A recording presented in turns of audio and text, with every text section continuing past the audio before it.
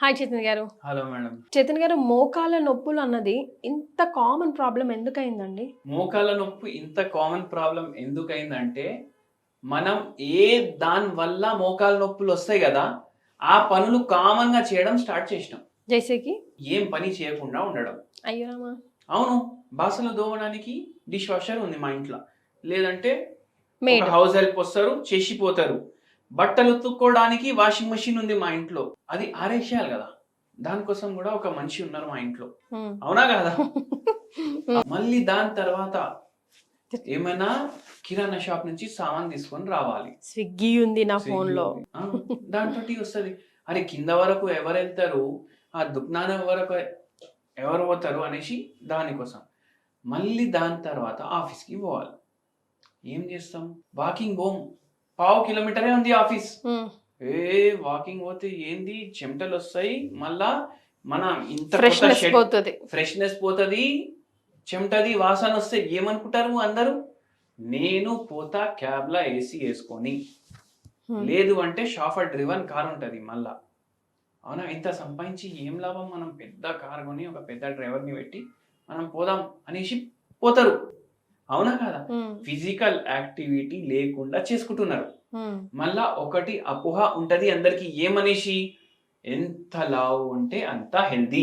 అయ్యో రామా! అవును హ్మ్. ఉంటది కదా! కొంచెం చెబ్బీ ఉంటే హెల్తీ ఆ! అనుకుంటాం. కొంచెం ఎంత హ్మ్. చబ్బీ ఉంటే అంత హెల్తీ మనిషి. పిల్లల విషయంలో నిజంగా అట్లనే అట్లనే అనుకుంటాం. అంటారు. అంటే పిల్లలకి ఒబెసిటీ తెస్తారు. మళ్ళా వాళ్ళకు మోకాలు నొప్పి వచ్చేలాగా పేరెంట్సే చేస్తారు. హ్మ్. హ్మ్. ఎందుకంటే ఒక్కసారి చబ్బీ అయిపోయింది అంటే అది ఈజీగా బరువు పెరుగుడు ఈజీ. అవునండి. తగ్గుడే కష్టం. ఆ!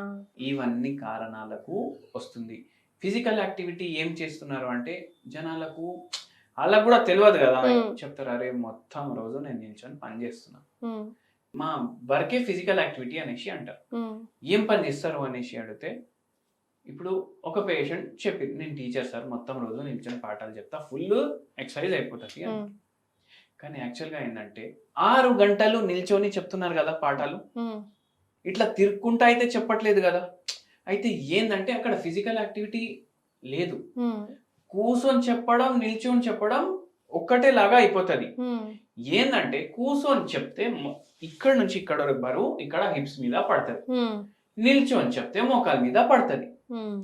కూసొని చెప్పడం గూడా అంతే ఎనర్జీ స్పెండ్ అయితుంది. నిల్చొని చెప్తే గూడా అంతే ఎనర్జీ స్పెండ్ అయితుంది గదా! హ్మ్. మళ్ళా వెయిట్ తగ్గాలి గదా! అదే కదా! సో, అట్లా మీకు ఒకటి నేను చెప్తాను. డెడికేటెడ్ ఫిజికల్ యాక్టివిటీ ఉండాలి. ప్రతిరోజు. ప్రతిరోజు. అట్‌లీస్ట్ ఫర్ అట్‌లీస్ట్ ఫర్ ఏంది ఉండాలి. చచ్చిపోయినప్పుడు వరకు ఉండాలి. అహా! అట్లా కాదండి. అంటే నా ఉద్దేశ్యం ఏందంటే డైలీ ఒక 15 మినిట్సో, 20 మినిట్సో అట్‌లీస్ట్ ఒక హాఫ్ అన్ అవరో మీరు ఏదన్నా ఫిజికల్ ఎక్సర్‌సైజ్ చేయండి అంటారు గదా! అందుకని. అచ్చా! అట్లంటన్రా. హ్మ్. అయితే చూడండి ఫస్ట్ ఒక 10 నిమిషాలు నడవడం స్టార్ట్ చేయండి. ఓకే.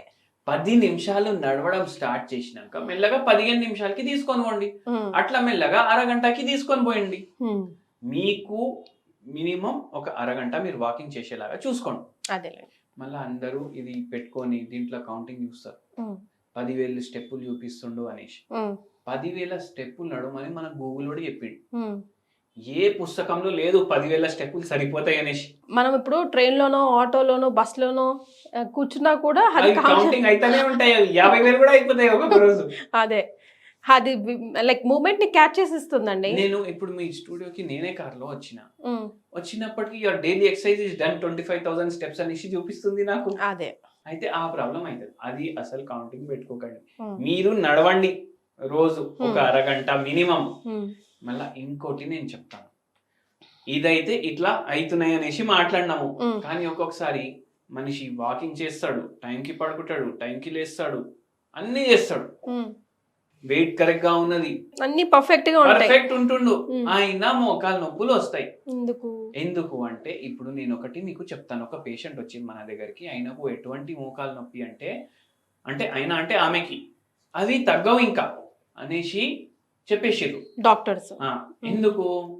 ఎందుకు జెప్పిండ్రంటే, ఏదైతే ఆ పేషెంట్‌కి రోగం ఉండే, హ్మ్. అది ఆర్థరైటిస్ ఏదైతే ఉండే, అది రుమటాయిడ్ ఆర్థరైటిస్. ఓకే. ఇప్పుడు మనకు మోకాలు నొప్పి ఏదైతే 90% జనాలొస్తారు గదా! హ్మ్. వాళ్ళకు ఉండేది ఆస్టియోఆర్థరైటిస్. ఇప్పుడు ఇవన్నీ చేస్తలేము కదా, బట్టలు మనం ఉతుకుతలేము, బాసన్లు దోముకుంటలేము, వాకింగ్ చేస్తలేము, అవునా కదా, అవునండి. బస్ స్టాప్ వరకు కూడా పోతలేము, అదన్నా ఉంటుండే ఇంతకుముందు. అయితే ఏమైతుందంటే అవన్నీ చేయకపోవడం, lack of physical activity, sedentary lifestyle, no proper sleep, దీనివల్ల వస్తాయి మనకు. ఇది మనం ఎప్పుడు స్టార్ట్ చేస్తాం? కాలేజ్లో స్టార్ట్ చేస్తాం. దీని ఎఫెక్ట్ మనకు 40 ఏళ్లకు తెలుస్తుంది. ఆస్టియోఆర్థరైటిస్ అంటే ఇక్కడ నుంచే బిల్డ్ అవ్వడం స్టార్ట్ అయింది, కానీ కనిపించడం మాత్రం 40 ఏళ్లకు కనిపిస్తుంది. రుమటాయిడ్ ఆర్థరైటిస్ అట్లా ఉండదు, మరి ఇట్లా చిట్కేస్తే కూడా రావచ్చు. అంటే తొందరగా వస్తుంది దాని ఆన్సెట్. ఎందుకు? ఒకటి వంశపరంగా వస్తుంది. ఓకే. మళ్ళీ ఇది ఒక డిస్ట్రక్టివ్ డిసీజ్. రుమటాయిడ్ ఆర్థరైటిస్ వస్తే ఆటో ఇమ్యూన్ డిజార్డర్ అంటారు దాన్ని. అంటే మన ఏదైతే శరీరం ఉంటుంది, మన శరీరమే మన శరీరాన్ని చంపడానికి కారణం అవుతుంది. అదే అందుకే ఆటో ఇమ్యూన్ డిసీజ్ అంటారు. జెనెటిక్ ప్రీడిస్పోజిషన్ ఉంటుంది అనేసి చెప్పిన నేను, వంశపరంగా ఒకటి. కానీ ఇది రావడానికి కూడా ఏదో ఒకటి ట్రిగర్ ఉండాలి కదా, అది ఉంటది స్ట్రెస్. ఓకే. స్ట్రెస్ వల్ల వస్తుంది. ఇప్పుడు ఒక పేషెంట్, ఏదైతే ఫీమేల్ పేషెంట్ వచ్చారు కదా, 1 month లో మొత్తం టైట్ అయిపోయింది బాడీ, ఇవి దగ్గరికి అయితలేవు, ఇక్కడ వరకే ఆగిపోతున్నాయి, రిజిడ్ అయిపోతున్నాయి, టైట్ అయిపోతున్నాయి, ఇది మొత్తం ఇట్లా బంద్ అయితలేదు. ఇట్లా బంద్ చేయడానికి చాలా కష్టం అవుతుంది, మోకాళ్ళు బెండ్ అయితలేదు. 1 month లోనే అయింది ఇది మొత్తం, బెండ్ అయితలేదు. మళ్ళా నడవనికి చక్కగా వస్తలేదు, మళ్ళా నడుము నొప్పి ఫుల్ ఉంది, మెడ నొప్పి ఫుల్ ఉంది. ఇవన్నీ 1 month డెవలప్మెంట్స్. ఏమైంది అంటే ప్రాబ్లం 15 ఏళ్ళు అయింది పెళ్లి అయి, మన దగ్గర 2-3 years తర్వాత వచ్చిర్రు. దీని తర్వాత మీకు హిస్టరీ చెప్తున్నాను నేను. 15 ఏళ్ళు అయింది పెళ్లి అయి, 15 ఏళ్ల నుంచి వాళ్ళ ఆయన సతాయిస్తూనే ఉన్నాడు ఈమెకి, అది ఒకటి. మళ్ళా 2 డ్యూటీలు, ఒకటి ఏదో అకౌంటెంట్ది duty morning time, night time ఇంటికి వచ్చినాక పిల్లలది డ్యూటీ, ఇంటిది డ్యూటీ, 3 డ్యూటీలు.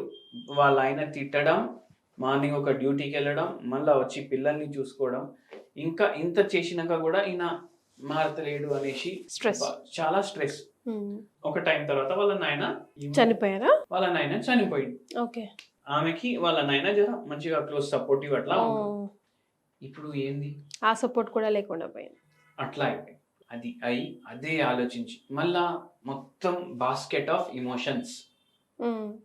ఏమైంది, ఇప్పుడు నాయన లేడు, మా ఆయన తిడతాడు, ఆఫీస్లో ఆ టెన్షన్లు, పిల్లల్ని చూసుకోవాలి, టిఫిన్ డబ్బా రెడీ చేయాలి, ఒక్క ప్రాబ్లమ్ని ఇట్లా సపరేట్గా చూస్తలేరు, అంతా కిచిడి లాగా చేసి చూస్తున్నారు.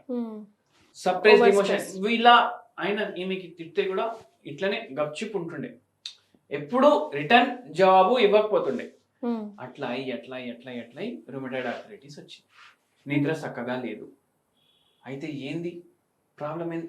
ఇక్కడ ఉండే మొత్తం స్ట్రెస్, మొత్తం లైఫ్ మొత్తం నరకం ఉండే కదా, ఏమైపోతుంది, ఇట్లాంటి రోగం వస్తుంది, బయట పడుతుంది.